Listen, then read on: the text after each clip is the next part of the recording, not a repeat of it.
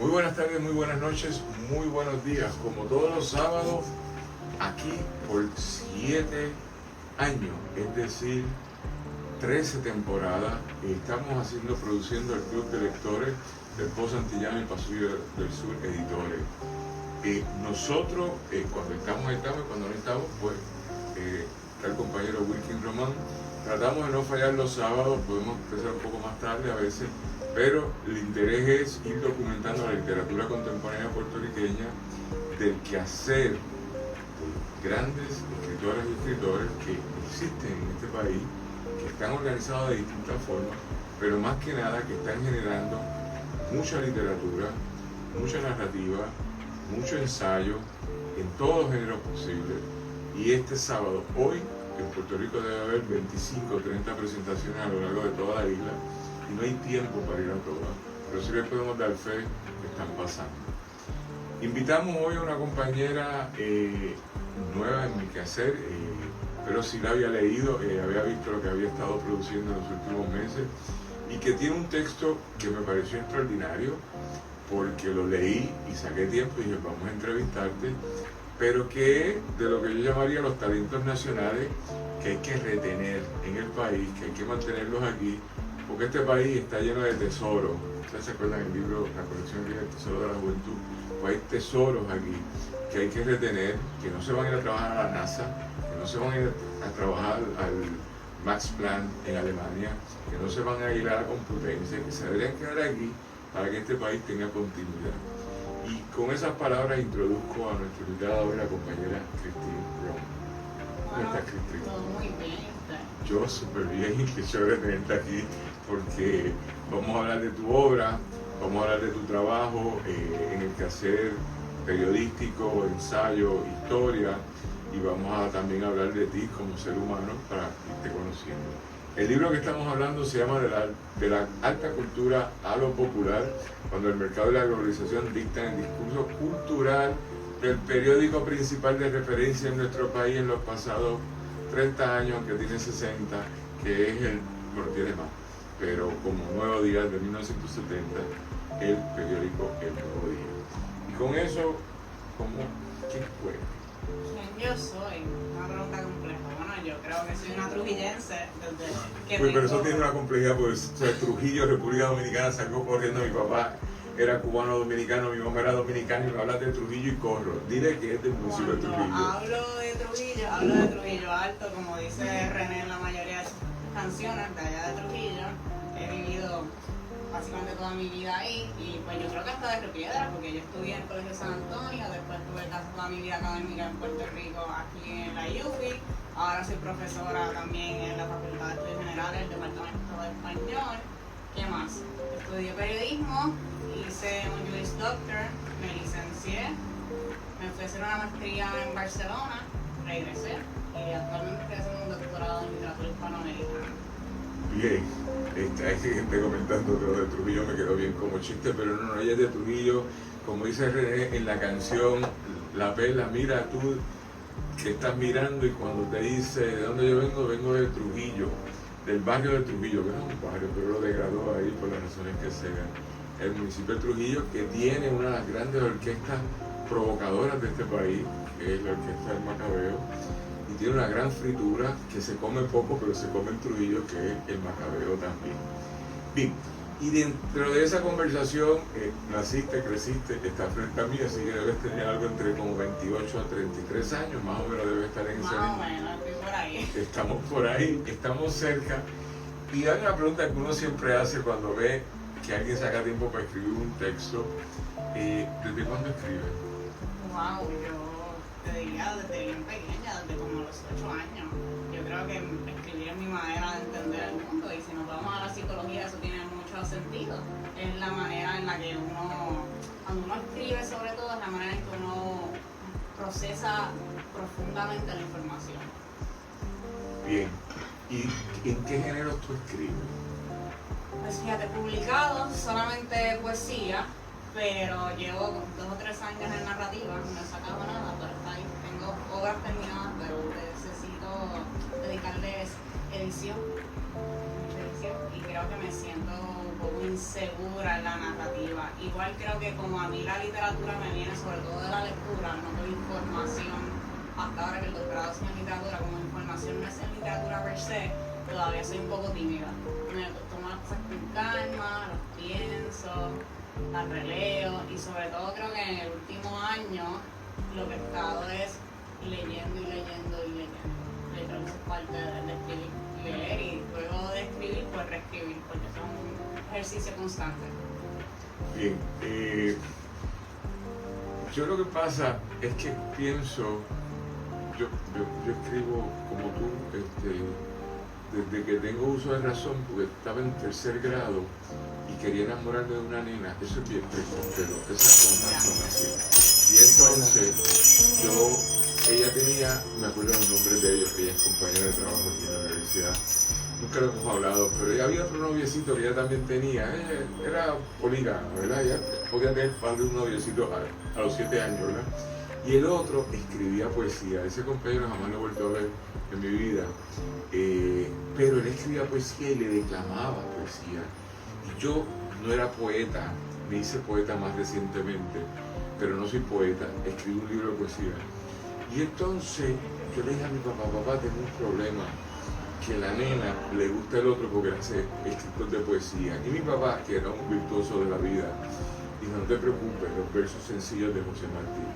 Y me los dio, y yo hice mi primer plagio, ¿verdad? Que fue copiarme los versos sencillos de José Martí y se los declamé a la compañerita. Y la compañerita pensó que yo era uno martiano, sin lugar a dudas, pero un gran poeta al nivel de Nicolás Guillén, tú sabes, estas cosas así.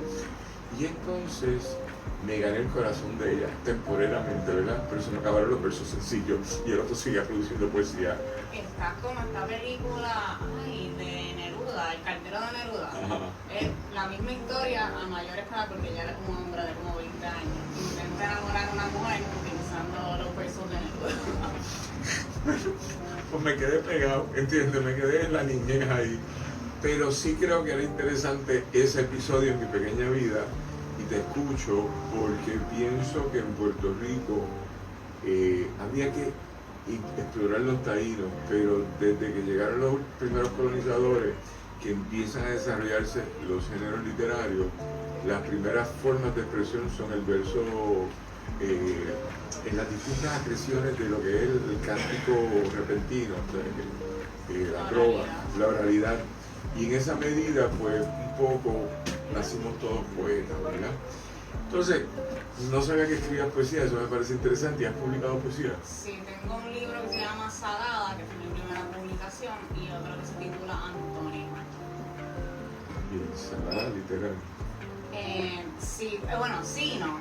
Literal y simbólico porque es todo un poemario como un canto al mar y a la isla, pero también hay mucho de salada como de tener mala suerte. Sí. Sí, están las dos cosas. Bien. Ahí. Nos acabamos de conocer, gente. No la había visto en mi vida, solo por una foto que nos envió y porque ella es precisa, muy estructurada cuando escribe y sin sentimiento ni nada. A, B, C y D, ¿verdad? Pero, y el otro se llama Antónimo. Sí, Antónimo. Antónimo, ¿y por qué? Bueno, eso Porque sí si fue fuera un plagio. sinónima. Ah, mira, Bueno, ella fue un también. plagio, Ella también. esto hago el cuento. Tuve un novio, cubano de hecho, que él me decía que yo era el antónimo de todo, o sea, yo era lo contrario a todo. Y teníamos ese chiste y cuando o sea, eso fue hace años, hace como 10 años. Y cuando me pongo, lo que me ha pasado con la poesía es que yo no me propongo escribir el texto, sino que voy escribiendo el texto y de momento voy como por categorías y voy entonces haciendo el texto sin darme cuenta que lo estaba creando poco a poco. Y que eso fue un periodo, básicamente todo el periodo que yo viví en Barcelona, donde yo me estaba planteando distintas cosas, como el rol de la mujer en la sociedad, tenía una relación en ese momento que me exigía, trataba de exigirme esta cosa tradicional, de casarse y ser madre y todas estas cosas. Y todo ese poemario sale de esos cuestionamientos de si yo como mujer quiero esto. Y por eso me encuentro. Porque está en esa contradicción de, ok, esto me parece que no necesariamente es para mí, pero la sociedad me lo está imponiendo, pero quiero esta persona, pero entra en todas esas dinámicas de cuestionamiento y al final lo que sale como portada es traje de novia quemándose. Ay Dios, esto está bien fuerte, necesito terapia. Terapista mía, por favor, me puedes llamar ahorita por una consulta. Esto está bien fuerte, señores. Estamos aquí con Christine Dron, que está haciendo confesiones interesantísimas de su quehacer literario y en los distintos géneros narrativos y también en el ensayo. Pero esto está interesante. Salada, su primer poemario, y segundo, antónima. Muy bien, y ya acabo de explicar por qué es la antónima, quemando el traje de boda, porque hay que casarse. Pues fíjate, como dice el Cano Estremera, seguimos en salsa. Como dice el Cano Estremera, mejor vivajo. ¿Sabes qué pasa? Que yo creo que las mujeres no se cuestionan lo suficiente lo que eso significa. Okay. Y yo creo que eso es como, no estoy diciendo que mi libro sea digno de un Nobel, pero creo que el hecho de que nos tomemos espacio y lo pongamos en palabras y apalabremos quizás cosas que o no se piensan o se piensan y no se dicen, creo que eso es ahí donde está lo importante. Como que no estás sola, si estás teniendo dudas, es normal que tengas dudas, son pasos importantes como tener un hijo, lo mismo, o sea, eso no creo yo es una cosa que uno, como decían vulgarmente, me da y sacudir, no me parece que eso, o sea, conlleva una responsabilidad, igual casarse conlleva una responsabilidad consigo mismo y con otra persona. Así que yo creo que lo importante es que se cuestionen las que sean o los que sean, si esas son cosas que uno quiere hacer por sí mismo. Bien, ok. Yo no te voy a dar cuerda, ¿entiendes? Ya tú tienes la cuerda completa. Pero sí, pero es provocador lo que estás diciendo, es decir, me puedo ir en un viaje por ahí. En otras palabras, en la novela Mía Nazareno, no sé si la conozco, la primera línea a mí me parece extraordinaria, la primera línea, yo soy, ¿está bien? Un planteamiento existencial, a partir de tu ser, yo, pero no es porque tú me lo dices, es porque yo me asumo cuál es el constructo que yo hago de mí mismo, porque yo soy un ser social. Y dentro de esa conversación lo que acabas de decir pues me lleva a explorar esa conversación que contradictoriamente, no contradictoriamente, en lo que aparecería salada antónima, pero en un sentido me parece interesante, identitario. ¿A qué yo vine? Que es un planteamiento que hago filosófico en esa novela. ¿A qué vine? ¿Verdad? Porque si tú estás claro lo que tú viniste, esto es bien fácil. El problema es si tienes dudas, ¿ok? Y dentro de esa conversación, cuando hablemos de tu texto que estamos hoy para comenzar a conversar, a mí me parece muy interesante que en algún perfil de los 28 o 32 años uno se dedica a hacer un cuestionamiento del diario de referencia. Porque yo que vivo en este país, que llevo un rato más que tú viviendo aquí, ¿verdad? Me he ido y he vuelto, sé que cuando uno dice, tú me caes bien, pero me parece que eso estuviste mal, eso quiere decir que la próxima cena de Navidad no me invitaron, ¿entiendes? Y de igual forma va que no te inviten a la columna, que no hay un espacio, y sobre todo cuando estamos buscando multiplicidad de voces, algunas más recientes, otras más añejas, pero que haya distintas voces, las inclusiones que vienen por ahí. Así que creo que es interesante cómo juega con la tensión de lo normal vis-a-vis lo otro, no lo normal, lo otro, ¿verdad? Y dentro de esa conversación, asumirte en esa perspectiva me parece chévere.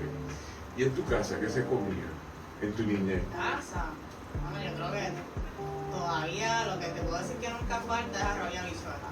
Aunque lo vayan a mezclar, pues ya eso puede variar dependiendo del día, pero sí somos bien arroceros. De arroz y habichuela, sí o sí. ¿Tú eres única hija o...? No, yo tengo un hermano. ¿Eres una pareja de hermanos? Sí. Pero para que tú produjeras lo que estás produciendo, ¿qué se comía en tu casa? ¿De qué se hablaba? Pues fíjate, yo tengo que decir, y esto es una historia que creo que ella ha hecho, mami y mi abuelo, que en paz descanse, eran bien lectores, pero leían, por ejemplo, mi mamá leía mucho Por Integrado y esas como novelas rosas que le dicen. Y yo empecé a leer tarde. Y mami como estaba buscando a ver si no me parecía eso, y empezaba a dar libros y como que nada de lo que ella me daba como que pegaba conmigo. Entonces ahí empezamos con la revista. Y ahí sí me jugué, empecé a leer mucho, yo no sé si todavía se publica una revista que salía que se llama Revista Tú, que es como de niños. Y después cuando fui creciendo me interesó muchísimo la política y yo tenía una profesora en la escuela, en paz descanse, la profesora Ojeda. Ella vio que a mí me interesaban estos temas y me empezó a dar tesis doctorales y cosas así. Así que yo estaba como en 10º grado leyendo tesis doctorales de Pedro Albizu Campo y que, bueno, el libro que más me ha impactado yo creo que, sí, yo estaba como en grado 10, que es La farsa del Estado Libre Asociado. Yo ¿La cuál? La farsa del Estado Libre Sí, Asociado, vamos de al Vicente compañero. Reiter Polanco. Bueno, está bien. Lo que pasa es que hay otro, un compañero, voy a buscarlo ahora, de UPR Humacao, que es un libro extraordinario que juega con la falsa. Pero yo te checo el nombre. Qué bien, sigue. Esas eran las cositas que yo leía así estando en escuela superior. Es que ella a los 12 años se puso a leer el volumen 1 del Capital de Marx, ¿entiendes? Entonces se aburrió, cuando llegó a la página 442, tiene 445 páginas, y dijo, déjame cambiar el volumen 2, y después leyó el 3 y leyó el inédito también, muy bien. Pero ¿sabes que también me gustaba mucho? No, te voy a hacer un chiste antes que me cuentes eso. El primer libro que yo me acuerdo haber leído a los 12 años no fue ni Isla Salvaje, esa Isla Terrera, fue Las Memorias de Malcolm X. Yo fui a los 12 años a Cuba y vine con un montón de libros y lo primero que me leí fue Las Memorias de Malcolm X, que ese libro y una novela que no sé si han leído que se llama La Orquesta Roja, que leyó todo el PCP en su momento aquí, era una novela de izquierda sobre la Segunda Guerra Mundial. Claro, mi vida, pero Malcolm X marcó mi vida. Un reloj, una maleta y un gabán. Eso es lo que tú necesitas para sobrevivir en la noche. Gabán porque en ese momento se viste como un ¿verdad? Un reloj para saber el tiempo y una maleta porque siempre estás corriendo, te estás escapando, tienes que estar. Te escucho, pero... Pues lo otro que te puedo decir que leía mucho, quizás cuando tenía, no sé, 10, 12 años, leía muchas cosas de fantasía, pero muchas cosas de fantasía, no Twilight per se, pero cosas como de vampiros y werewolves, y, o sea, leía una multiplicidad de cosas, pero creo que ya mientras fui madurando me fui interesando más como la cultura puertorriqueña y los políticos de los cuales yo nunca había escuchado, como esas cosas me fueron llamando después, pero así en principio revistas de esas de niña y después mucha fantasía, libros de cosas de fantasía. Sí, lo que pasa es que cuando uno viene a un lugar formativo donde te dijeron lee en lugar de vamos a comprar tenis, que es en tu salón como los míos allí en generales, yo veo colección de tenis todos los días, ¿entiendes? Yo veo gente que tiene 6 pares sin darle el anuncio de tenis Samba y los tienen en todos los colores y todos son nuevos. Pues es un hogar formativo donde se privilegió el consumo del bien de uso en lugar del bien de disfrute. Me leo un libro, no lo compro, sí, pero me lo estoy disfrutando. Y entonces dentro de esa conversación, pues, para tú llegar donde estás hoy, y sé que todavía no has llegado, es decir, estás en un proceso exponencialmente muy interesante, pero que estás diciendo cosas que a mí me provocan, pues entonces uno sabe que hubo algo. Cuando dije que comiste, cómo fue tu formación, no me pregunté si era arroz de un mofongo o carne frita.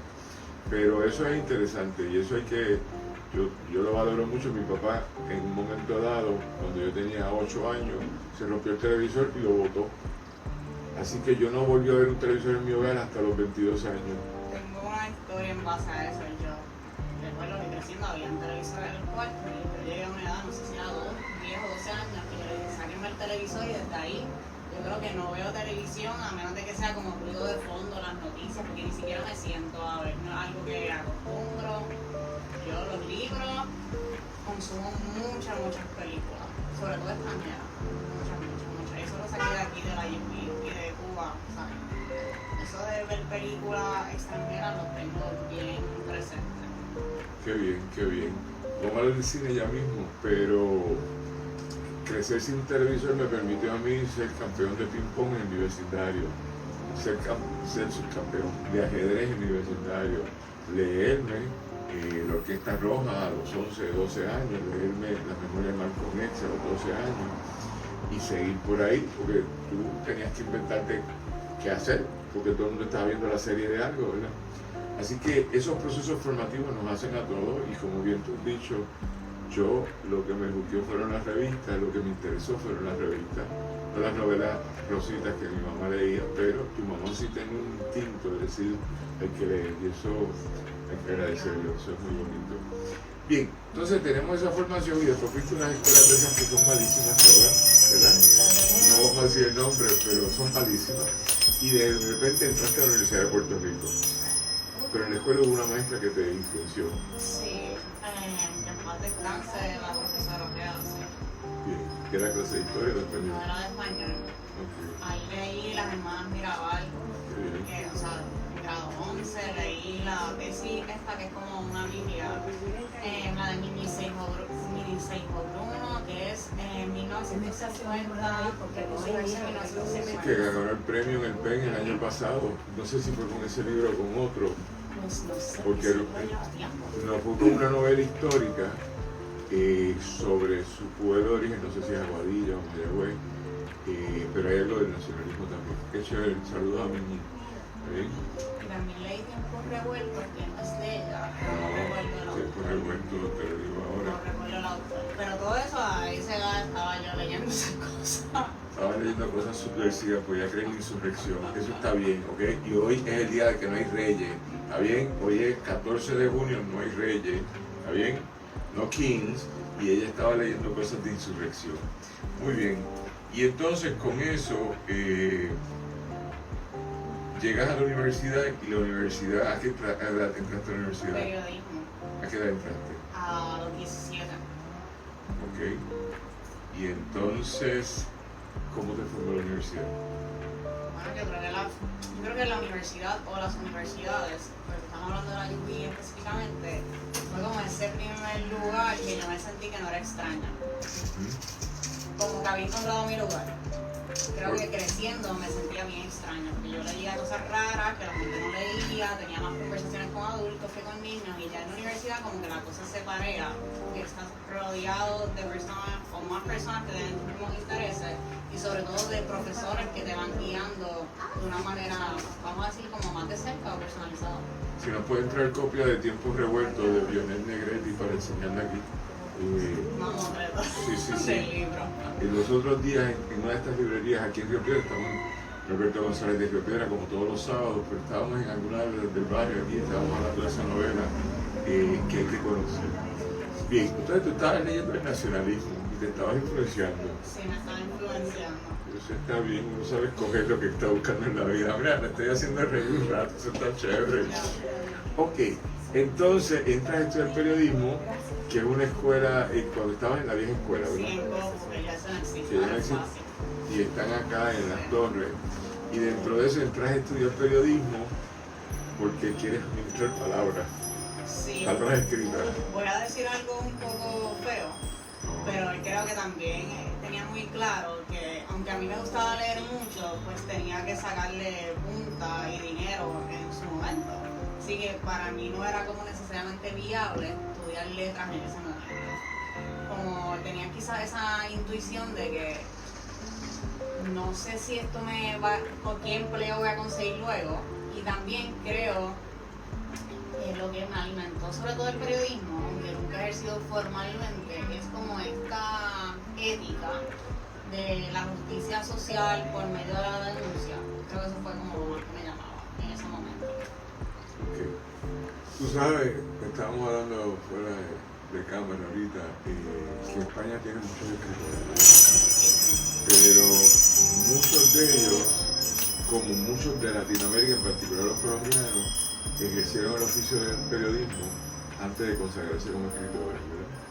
Y yo puedo pensar en García Márquez, clásico, puedo pensar en Julio Cortázar, clásico, que era argentino, ¿verdad?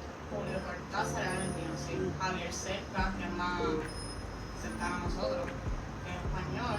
Pero yo pienso de los españoles, el catalán, que yo me influenció mucho en un momento dado, que era Manuel Vázquez Montalbán, no sé si lo has leído. No lo he leído, lo conozco, pero no lo he leído. Pero era un monstruito, porque escribía 4 o 6 obras al año, como Ignacio Evandú y otros que lo logran hacer, que escribían 6 novelas al año de 600 páginas. Entonces tú te quedas, ¿cómo tú haces eso? ¿Verdad? Yo pienso que tenemos equipo de redacción, ¿verdad? Y él escribía con distintos nombres y con distintos personajes, porque tenía a Pepe Carvajallo, que era el detective privado de él, como tiene Wilfredo Matos allí con su noble detective puertorriqueño. Aquí tenemos la obra de la compañera Lionel Negretti, Tiempos Revueltos, sobre la revuelta del 1950, la revolución puertorriqueña, insurrección, porque está consagrada en Estados Unidos como insurrección, de la cual esta joven, ¿a qué edad tenía? 14. Tenía, no, un poquito más, como 16. A los 16 se decidió leer 400, 500, esto tiene casi 600 páginas, pero qué chévere que se dedicó a leerlo. ¿Ahí? De eso se trata el país. Bien, entonces, dicho eso, estudiaste y te hiciste abogada. Me hice abogada en la Escuela de Derecho de la INPI. En Ejerci- tiempos tormentosos. y ejerciste. No, nunca he ejercido formalmente. O sea, sí trabajé en su momento, como discutíamos fuera de cámara, con el profesor Amex Bonilla. Y luego de eso me he dedicado a Bien, yo me paso un poco como tú. Yo me gradué de Derecho bien joven, más joven que yo era Aníbal Acevedo Vilá. Él nació en marzo-mayo, yo nací en enero. Los dos nos graduamos con 23 años de Derecho, éramos los más jovencitos de la clase. Y eso no es bueno, ¿está bien? Así que yo cogí y trabajé un año defendiendo a los macheteros y mi mamá dijo, hijo, yo creo que tú vas por muy buen camino, pero no me abres el camino, ¿verdad? Así que me invitó a que me fuera a hacer una maestría en Inglaterra y de ahí me quedé, hice un doctorado y después seguí defendiendo a Filiberto en los proyectos, en las cortes internacionales, pero no fui abogado hasta que volví. Yo me fui 15 años a África del Sur, hasta que volví más o menos en el 2005, que empecé a dar clase de Derecho, y cuando vuelvo a empezar a dar clase de Derecho trato de ser abogado, pero realmente hablando siempre se lo debo a Marc Anthony Vimbera, que cuando en su presidencia 2014-2016 del Colegio de Abogados me invitó a ser abogado porque me decía, llévame unos casos que no puedo llevar a ver el presidente, y eso me fue formando y ahora sí, ahora me he convertido en un trial lawyer bien loco, ¿verdad? Tengo una mentalidad, o sea, después de 10 años de eso, o sea, me hice abogado, tal vez tardíamente, o lo voy a explicar de otra forma, cuando me dio la gana de ser abogado. Así que no, tranquilo. Que tú tienes, no, tú tienes, como dicen otros, tú tienes la vida por delante, yo estoy llegando a la vida de delante, ¿verdad? Pero tú la tienes por delante. Ok, qué chévere, Cristín. Y te hiciste abogada y entonces te fuiste a Barcelona a hacer una maestría, me habías dicho, correcto. en la Universidad Autónoma. Correcto. Y ejerciste de periodista. Pues fíjate, he colaborado con muchos medios y me ha invitado a hacer muchos proyectos, pero así formalmente me he dedicado a otras cosas. Bien, te has dedicado a escribir. A escribir. Muy bien. He escrito para mí, pero así formalmente, como estar en una plantilla, en una redacción, no te mentiría. Ok, pues bien, y dentro de eso empezaste a hacer un doctorado ahora que es como holístico, Sí. que te redondea todo lo que tú haces, que es en literatura en la Universidad Complutense. Y ese como va. Bien, tengo que terminar. Sí, claro. Tengo que terminar, ya estoy ahí enfocada, tengo que escribir, es lo que tengo que sentarme a hacer, escribir, porque creo que me propongo demasiadas metas a la vez y creo que las puedo hacer todas y después me doy cuenta que no me da el tiempo. Entonces sí me propuse que los próximos 2 años posiblemente no saque ningún libro, porque me tengo que dedicar a escribir la tesis, a publicar y a terminar el doctorado y ahí ya nos movemos a otras cosas. Bien, pues yo te invito a que hagas todo a la vez, pero que tu tesis sea un libro, que es lo que nos pasa mucho, ¿verdad? En este país, y que tus fines de semana sean libros de construcción política o de cuentos cortos o cosas así, porque es chévere empezar a escuchar a una persona y después seguir que esa persona está diciendo, ¿verdad? Así que en el caso mío, pues te voy a escribir. Bien, dicho eso, tenemos a Jonathan aquí, el administrador González, ¿verdad que tú eres González? Otro de los González, saludos a Jonathan. Cuéntame algo, Cristín, ¿y por qué en tu tesis de maestría, que esta es tu tesis de maestría, te da con meterte con el diario de referencia nacional y explorarlo a partir de su sección, por llamarlo de alguna forma, cultural, y hacer un análisis de cómo la cultura no vende, según ellos, y van reduciendo, maniatándola, reduciendo, transformándola, y vas haciendo una lectura de, porque es interesante las métricas que utiliza para hablar de, me lo invento ahora, si la sección de cultura en el viejo periódico tenía un 8%, un 7%, se ha ido reduciendo ahora, como diría una de las críticas literarias más cotizadas de este país, que es Carmen Dolores, a una columnita se ha reducido el trabajo de ella, cuando eso venía hasta una sección literaria que trataron de hacer, en un lugar donde el mercado determina o el lector determina. Y yo tiendo a pensar que es el mercado, porque el lector aquí a mí yo estoy metido en esto de lleno, el lector lee. ¿Sí? Si tú reduces, el lector va a responder lo que tú estás haciendo, pero aquí se está leyendo mucho. Pienso yo, pero te escucho. Pues, ¿cómo empiezo? Bueno, en ese momento yo escribía muchas columnas para el Nuevo Día, me dedicaba casi a eso. Y recuerdo que en mi manuscrito original, que fue el que sometí a la universidad, realmente sale de una intuición que ni siquiera es mía, es del profesor y colega Rafael Acevedo. Recuerdo ver un status en Facebook, no recuerdo bien qué exactamente decía, pero decía algo así que como que las páginas culturales en el Nuevo Día cada día se iban reduciendo, algo así. Y yo digo, bueno, pues esto está bueno investigarlo, y ya para ese tiempo tenía que delimitar qué era lo que iba a investigar para mi carrera. Y bueno, pues yo me tiro a hacer esto, a ver qué encuentro. Claramente no podía escoger un número amplio de años porque fue una cuestión de tiempo y de que tengo que entregar y terminar. Así que decido, que yo recordaba, que eso sí lo tenía fresco en mi mente, y cuando estudiaba en bachillerato todavía existía la división de lo que era flash y de lo que era cultura, y que luego hubo una fusión. Eso sí lo tenía fresco en mi mente. Entonces digo, bueno, pues voy a partir de ahí a ver por qué esto se da, sin ningún tipo de...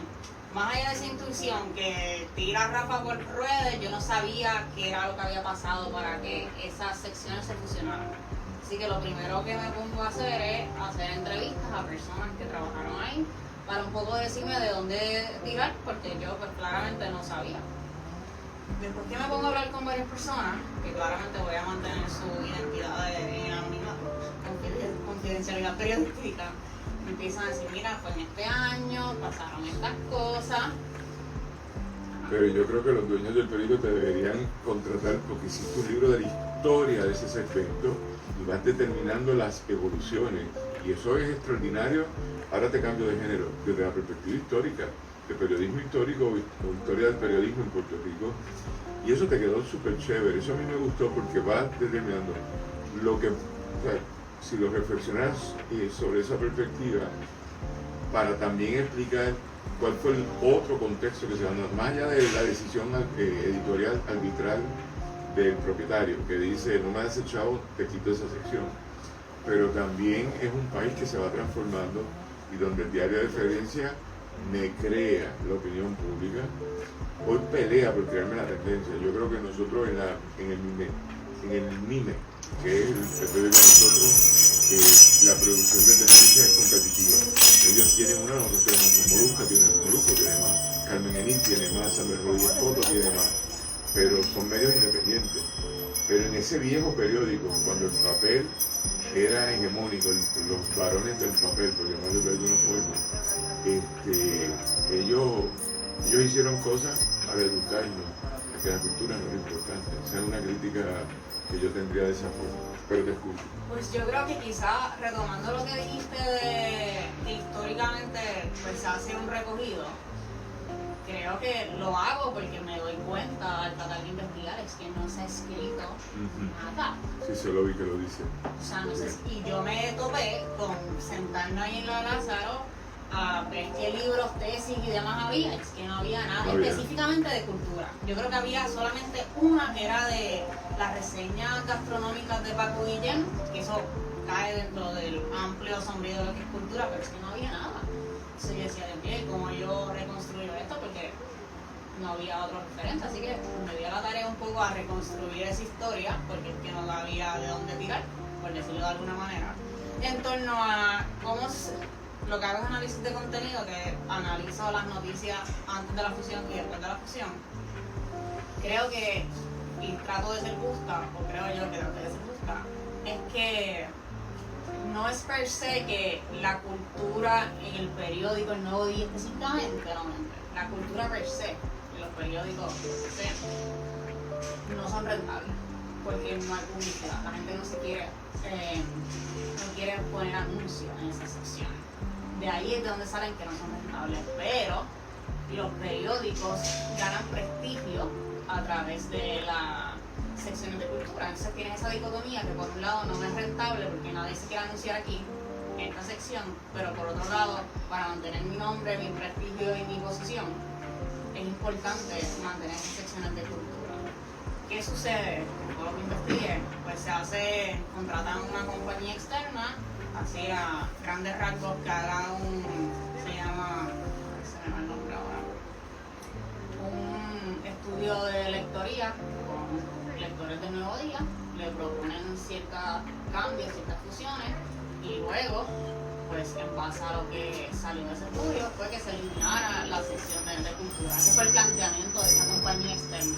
Necesitan cortar páginas porque el papel está caro, que fue todos los factores, el papel está caro, y se estaba subiendo el internet, así que vamos a tratar de trasladar lo más posible al internet para no imprimir tantas páginas. O sea, esos mamotretos que yo recordaba de 200 páginas en los 2000, eso dejó de existir hace rato. Y pues, desde la dirección se toma la decisión que aún cuando lo que se recomendaba con esta compañía externa que se llama Era Comunicación, son españoles, era que se eliminara la sección, ellos se resisten y dicen no la vamos a eliminar, pero sí la vamos a fusionar con otra. Fue como por decir un happy medium, pero lo que pasa posteriormente, o lo que yo investigo, es que por más que se mantiene esa sección con títulos, que ahora es Flash y Cultura, pues realmente el contenido, el que predomina hasta hoy día, es el de Flash. Y que eso también se debe a otra serie de cosas, por ejemplo, que la plantilla se ha ido reduciendo, a la plantilla de empleados del Nuevo Día, que la mayoría de las personas que trabajaban en esa sección no eran parte de la plantilla, sino que eran contratistas, y por parte del convenio colectivo se negocia que sean los contratistas los que se salga primero. Así que tenemos menos periodistas, menos espacio, y lo que le pone como la cherry on top, como dicen por ahí en inglés, es que las compañías de noticias, como lo pueden ser, se me van los nombres, agencia francesa, F, me sale más económico comprarle la noticia a ellos y dar caso un copy-paste, que yo mandar a XY periodista a que haga su propia investigación y a que haga reseña, lo que sea. Eso es un poco como resumiendo lo que encontré. Pero lo que pasa, que no lo trabajas así en el texto, es que yo pienso, compañera Cristina, que la condición colonial, no la relación con Estados Unidos, la condición del sujeto colonial, cómo se construye la identidad en esa cabeza, es de deconstrucción. Estamos entrenados para desmontar, deconstruir, reducir, invisibilizarnos, no autoinvisibilizamos. Y esto lo traigo como ejemplo porque, por ejemplo, no puede ser que el diario Página 12 de Argentina invita a Sandra Reyes Coto a tener una columna semanal o quincenal ahora mismo sobre afrodescendencia, y el Nuevo Día no lo va a ver. ¿Cómo es que en Argentina, que debe tener un 0.005% de afrodescendientes viviendo en ese país, tenga interés de publicar eso con un afrodescendiente de Puerto Rico? Bueno, porque la cultura, tú te metiste en el debate, la cultura según Stuart Hall, la cultura según la escuela de Birmingham, ¿está bien? Que no es la cultura de esto en Belén, aquí en Puerto Rico, que no es la cultura de estoy tocando con el Willy, que chévere, y vivo a Puerto Rico, huepa, huepa, huepa. Es la construcción material de la vida. Pues no puede ser que aquí sea insignificante para toda la prensa dominante. Y la prensa alternativa de muchos vectores, que ciertas subjetividades son marginales, ¿verdad? Entonces, pero los argentinos lo hacen. Pero si cambio de periódico y me voy a la Jornada de México, que es un periódico extraordinario, pues la cultura tiene allí una presencia impresionante. Y si me cambio de periódico y me voy al diario de referencia global, que es El País de España, pues yo te puedo decir que ellos venden mucha cultura, ¿está bien? Pero la del contenido noticioso asociado a todo lo que sea cultural es impresionante, ¿entiendes? O sea, El País de España es como un rollo de papel, pero digital, que tú lo vas bajando y no termina, y el thread es larguísimo, tú sigues viendo y ellos le siguen metiendo información, y ellos que se han movido casi ya son 100% digital, ¿verdad? Siguen imprimiendo en papel, pero ellos están claros que eso va a desaparecer, y se han concentrado en invertir en el diario digital, pues tienen una producción extraordinaria, muy bien pensada, que se autorrenueva con revistas como Babelia, entre otras, que están produciendo cosas. Y de toda esa conversión, yo creo que es esta condición colonial la que me determina muchas veces. No estoy hablando de Estados Unidos ni de España, estoy hablando del sujeto colonial. Yo puedo coincidir contigo, pero creo que también tiene mucho que ver con esta, volvemos, nos montamos al título de la alta cultura, lo popular. Creo que la dirección del periódico, los distintos directores que ha tenido, se han arraigado quizás más esa concepción de la alta cultura y de la élite. Un poco lo relato con la visión de Frida Ferrer.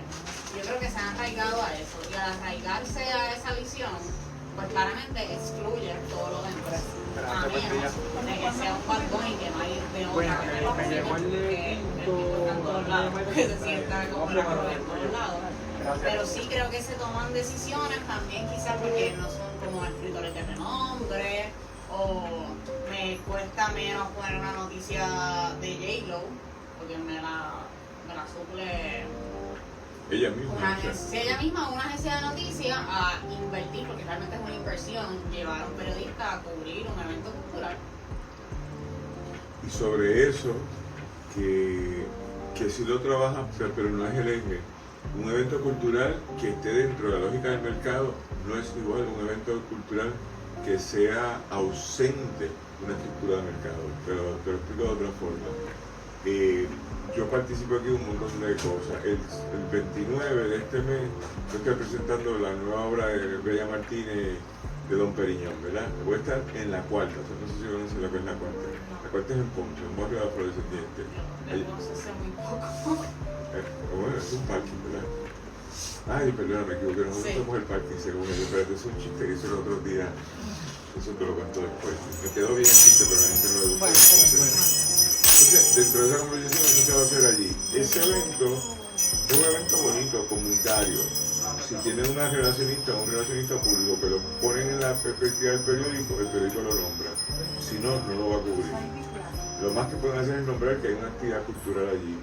Pero la producción cultural que se da allí pasa invisible. Nosotros lo sabemos porque es identitario y entonces mientras más se cante huepa por todo el país, más felices estamos. Pero un debate que no tiene que ver con tu libro. Pero la producción cultural se torna en consumo porque no traducen nada. Somos todos puertorriqueños, vivimos bien orgullosos, pero me voy a trabajar a Washington porque tengo un buen trabajo allí. Mis hijos no quedan futuro aquí, se fueron todos para Oklahoma. O sea, vivir entre Oklahoma y Puerto Rico, usted cree en el autobaño, ¿verdad? O sea, vivir en Oklahoma es horrible, ¿sí? Pero la gente piensa porque es un trabajo mejor remunerado y va a tener una casa de 2 pisos con un patio bien grande, pues progresé. Así que nada, pienso que hay unas cosas interesantes de este primer trabajo que deberías explorar para hacer otro tipo de continuidad. Yo sé que es una tesis, pero es que abriste unas puertas muy interesantes de otras cosas que se pudieran explorar, que es lo que hablábamos fuera de cámara, la politización o lo político del quehacer de la producción literaria. El sientas a escribir un libro que no es un libro, ay, que yo no tenía más nada que hacer y me puse a hablar del diario del país, no, hiciste un libro que está criticando el diario de referencia del país y uno de los capitales más fuertes del país también, que es esa familia. Mira, por ejemplo, mi tesis doctoral tiene algo de política, es que básicamente lo que me propuse investigar es cómo se ve la recaída, por decirlo de alguna manera, o el desencanto de Lela como proyecto político a través de 3 obras literarias. Que no es una continuidad de esto per se, pero sí creo que quizás lo que me define en mi ámbito académico es que tiendo a ser bastante interdisciplinario. Entonces es como estos autores, en este caso Juan López Bauza, Mari García Ramis y Mayra Santos Febre, a través de estas obras que escogí, que una es Felices Días Tío Sergio, el otro es Antes de que llegue la luz y El Resplandor de Luz Bella, como a través de esas obras se refleja la calidad del proyecto político, que todavía hay muchas personas que no se han dado cuenta o no quieren aceptar que hubo una caída de Lela hace rato. O sea, esto no pasó ayer, esto pasó hace rato. Y lo llevamos narrando sin darnos cuenta hace más de 50 años. Y si nos vamos a la actualidad, que es parte de mi título de tesis, son las metáforas de la luz. ¿Y qué está pasando ahora mismo con Luma? Eso no es una metáfora de la luz en sí del declive de Lela. de cómo nos adentramos al oscurantismo. Dale, vamos a darle cuerda, ¿por qué? Explícate. Sí, porque es esta cosa de que pensábamos que el ELA era la cumbre, lo mejor de los dos mundos, y ahí entra Felices Días Tío Cel, que está empezando el día. Después pasa María, que es como el evento catastrófico que hemos pasado en los últimos años, que claramente puso de relieve muchas de las carencias y muchas de las dificultades que tenemos como ciudadanos y de la ineptitud del gobierno, punto. O sea, el que sea, pero la ineptitud. Y entonces, esto mismo de Luma como un servicio esencial, se nos deja cada rato sin luz. O sea, que literalmente es de esta idea de que pensamos de la luz, del alumbramiento, incluso nos podemos ir a la ilustración, todas estas ideas de progreso, y cómo nos estamos quedando a oscuras en pleno siglo XXI. Bien, hablamos, ahora te entiendo la metáfora, porque vivimos sin luz, ¿verdad? Y entonces después lo normalizamos, los otros días se quedaron sin luz en España y nosotros hicimos un chiste que era la iguana que la habíamos vivido para allá, y yo estoy harto del chiste que me autorridiculiza y que me normaliza la desgracia, ¿verdad? No voy a entrar en detalles, pero voy a hablar de mi momento.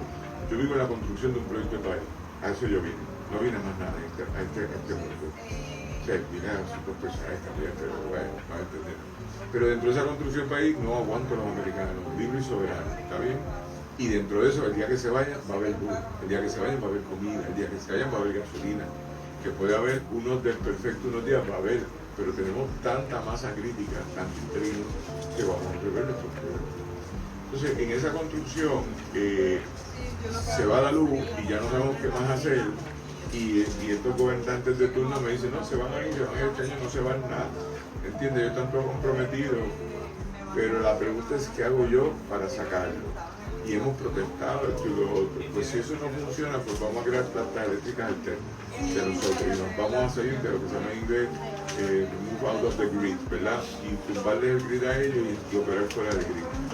Porque si nosotros no construimos país, no lo va a hacer nadie por nosotros.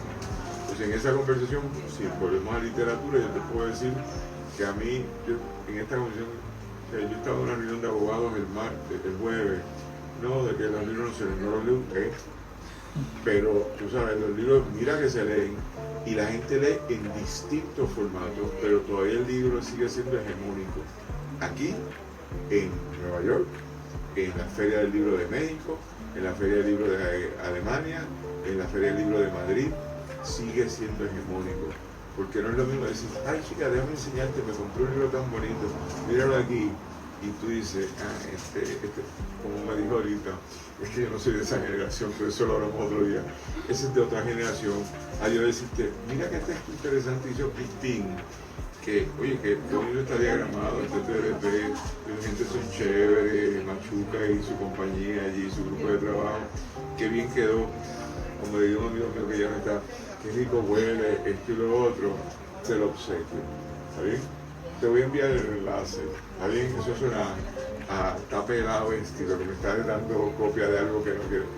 Y ese detalle es un poco lo que, para cerrar este punto, es que cuando uno está muy metido en esto se da cuenta que la industria del libro sigue provocando y esa industria provoca otras cosas. Yo estoy en un país que se desmonta, se autodesmonta continuamente. Y cuando deberíamos montarlo, te puedes pensar que por un lío legal, no entrar en detalle, nosotros no tenemos una FIL, somos la FIL, de la Fidelidad Nacional del Libro. Porque alguien compró el título, no voy a entrar en detalle, FIL Puerto Rico, ¿verdad? Pues caramba, invéntate, cómprate una franquicia, FIL Mayagüez y se acabó. Porque varios países tienen distintas FIL, Colombia tiene varias FIL, ¿está bien? Sí, a Bogotá fue hace como ahora en abril, pero nosotros solo podemos tener una FIL Puerto Rico y si no se da, porque no podemos tener título, no tenemos FIL, pues invente una y eso me lo invento, no sé si te cuesta $10,000, $30,000, $50,000 comprar la franquicia y lo vas a hacer. Ese es el proyecto de país, ¿está bien? Esa es la posibilidad de crear un país continuamente que sea contestatario a estos tipos que me controlan pero también seas hacedor. ¿Qué estoy haciendo? Porque el día que lo saque de aquí o ellos se vayan, que yo tengo infraestructura. ¿Está bien? ¿Sabes qué he visto dando clases? Yo doy clases porque tenía esta idea, ¿verdad? A veces incluso le dan el parte casiera que Su llega a segundo construir. primario se llama Antónima. Que llega a construir el país. Eso, yo estoy, como yo le digo, vacilando a mis estudiantes, yo estoy aquí haciendo, como que le digo, el trabajo social con ustedes. Este es mi trabajo social. Y, mano, creo que, bueno, esta es mi experiencia y es lo que yo le digo a mis estudiantes, más allá de que ustedes aprendan la materia, la que sea, que yo he dado un montón de materias en los años que he estado dando clases, yo creo que lo más que yo puedo llegar es que ustedes piensen, que se cuestionen las cosas, olvídate si saben de A, B, C, D, que piensen, y si yo doy una clase de español y aprendiste algo, no sé, de política internacional, pues qué bueno, aprendiste algo, pero creo que creo que mientras nos vamos adentrando en lo digital y en que no haya estas conversaciones, que yo creo que eso fue lo que yo me llevé de mis años formativos, más allá de aprender una materia, eran las conversaciones que podíamos tener con alguien que nos prendía el bombillo de alguna manera. Yo nunca había pensado, yo recuerdo como fue en una clase de Derecho Internacional, que no fue con Rubén Berrío, fue con Avilés, como a mí se me voló la mente cuando me empezó a contarnos de que las fronteras no eran estáticas y que eso se movía con y yo nunca me había planteado eso porque es que ni siquiera lo había pensado. Y quizás eso fue lo más importante que me llevé de esa clase, posiblemente me llevé otra, pero fue de esas cosas que dices, mira, yo nunca me había sentado a pensar eso de cómo las fronteras se mueven a través de los años. Pues yo uno como que nace en ese tiempo y espacio y piensa que eso siempre ha sido así por la ignorancia, ¿verdad? Por el resto de los días desde Jesucristo, y de momento te das cuenta que no, que las fronteras se mueven todo el tiempo. Los países se crean y se destruyen todo el tiempo, y uno cree que eso viene ahí desde antaño.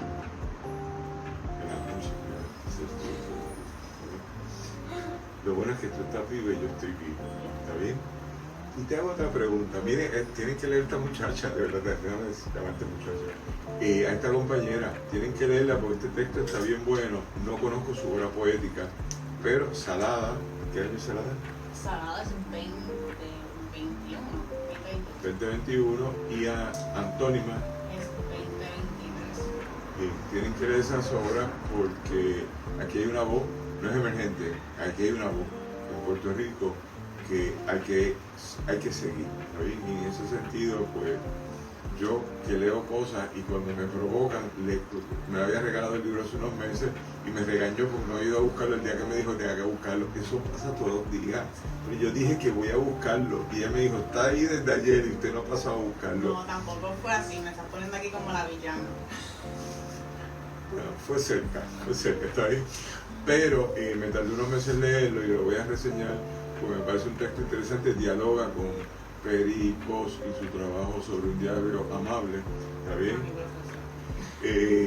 Tampoco se ha escrito tanto de este tema, pero en un país colonial, hablar de los sujetos colonizados, pues es importante. Ya estamos llegando a la final de este programa, estamos en el programa Club de Lectores todos los sábados. Este es el programa temporada número 13, el programa número 20. Nos quedan 3 programas para cerrar esta temporada, cerramos el fin de mes.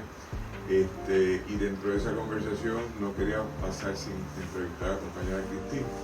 Y dentro de eso, entonces, aquí producción está superado. Mira, le han traído los libros.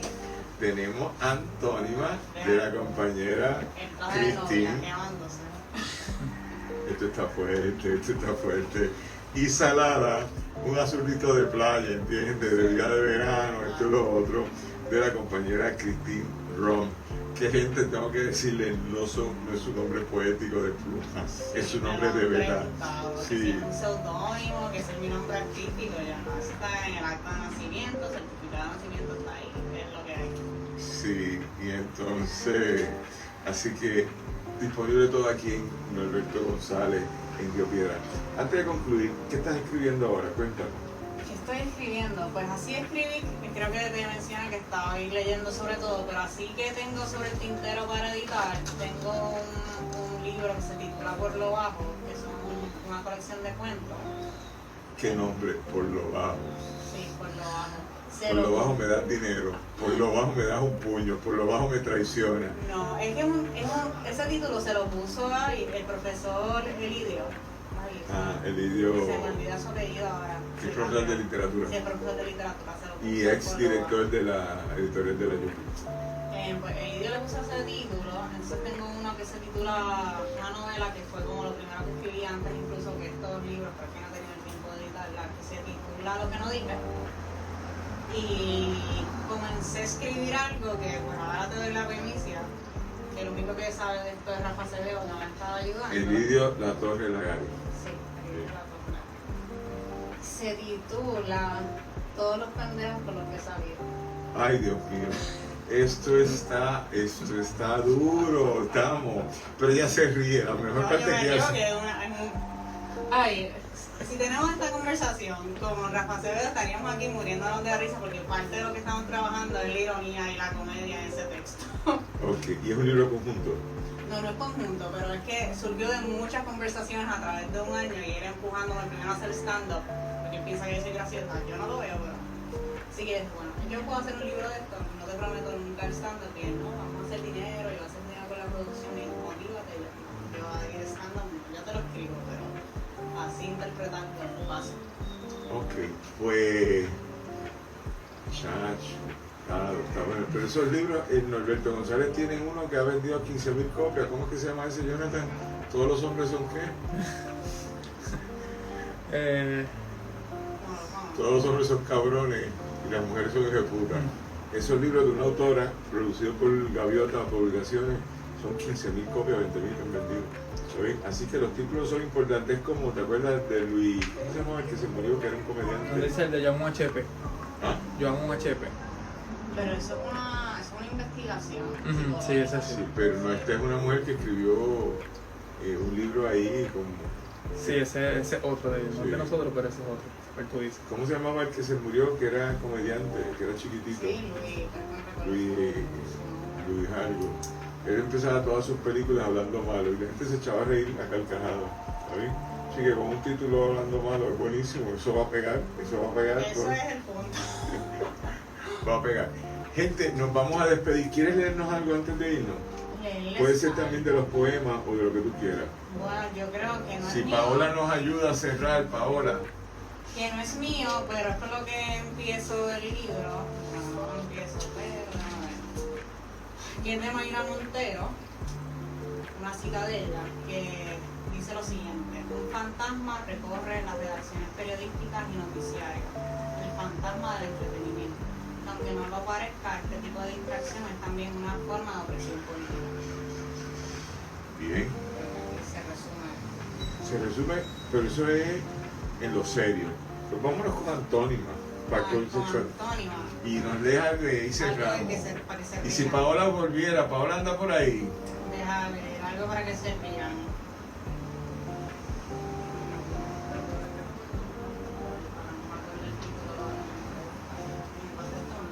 Pero escoge uno random. ¿Ok? Ok. De esta agua no beberé, en el título. Después de gritar revolución, vivir por ideología, terminé en los brazos de un pacho. Con eso nos despedimos. Ay Dios, le cogí miedo ahora a esta muchacha.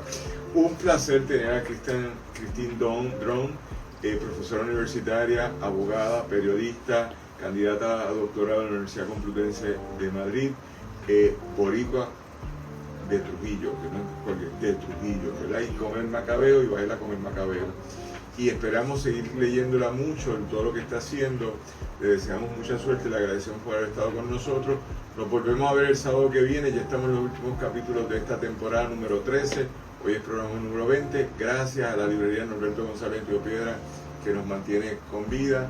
Y a toda la gente que nos ha seguido, que has tenido mucho, ay, yo lo puedo llamar, mucha gente interesada en ti, ¿no? Ahora tengo miedo. Sí, no, ha habido mucha gente siguiendo y han comentado que tú eres la brava, esto y lo otro, eso está bien.